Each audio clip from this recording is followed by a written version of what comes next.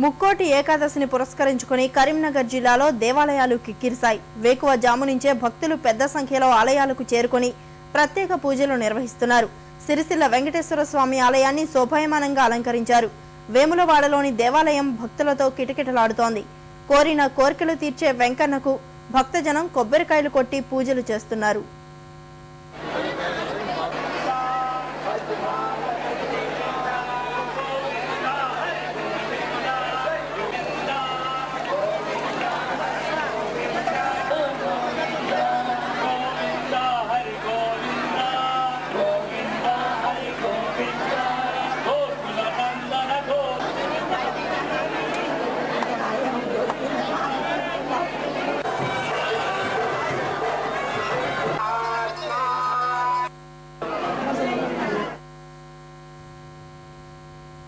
వైకుంఠ ఏకాదశిని పురస్కరించుకుని కడప జిల్లా నందలూరులోని సుప్రసిద్ధ సౌమ్యనాథుడు భక్తులకు కనువిందు చేశాడు.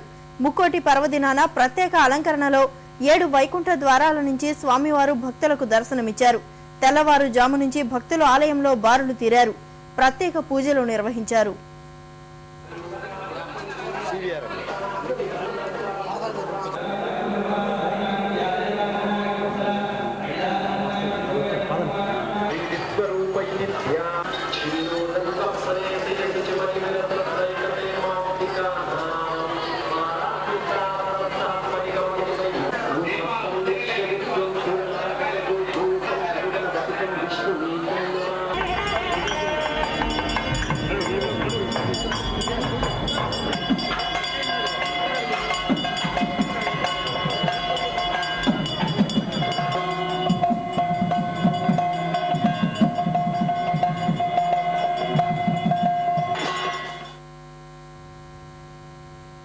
కృష్ణా జిల్లా నిమ్మకూరు వెంకటేశ్వర స్వామి ఆలయంలో సినీ నటుడు బాలకృష్ణ ప్రత్యేక పూజలు చేశారు.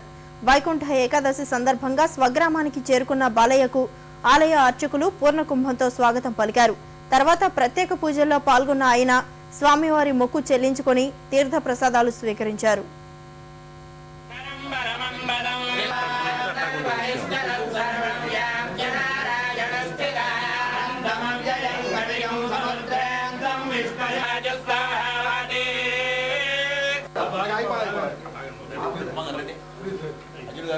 ప్రీణాదో సామవేద ప్రీణాదో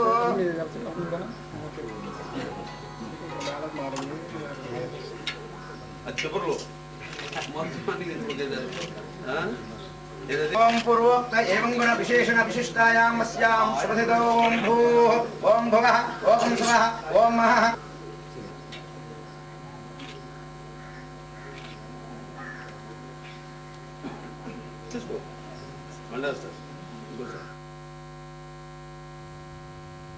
తూర్పు గోదావరి జిల్లా కోనసీమ ప్రాంతంలో ముక్కోటి ఏకాదశిని పురస్కరించుకుని దేవాలయాలన్నీ కిటకిటలాడుతున్నాయి. వేకువ జాము నుంచే భక్తులు పెద్ద సంఖ్యలో ఆలయాల వద్ద బారులు తీరారు. అమలాపురం, అంబాజీపేట, అయినవల్లి, రాజోలు, పి గన్నవరం, అల్లవరం మండలాలతో పాటు యానంలోనూ వైకుంఠ ఏకాదశి సందడి నెలకొంది. ఆలయాలన్నింటినీ పూలతో శోభాయమానంగా అలంకరించారు. యానంలోని వెంకన్న దేవాలయం భక్తులతో కిక్కిరిసిపోయింది.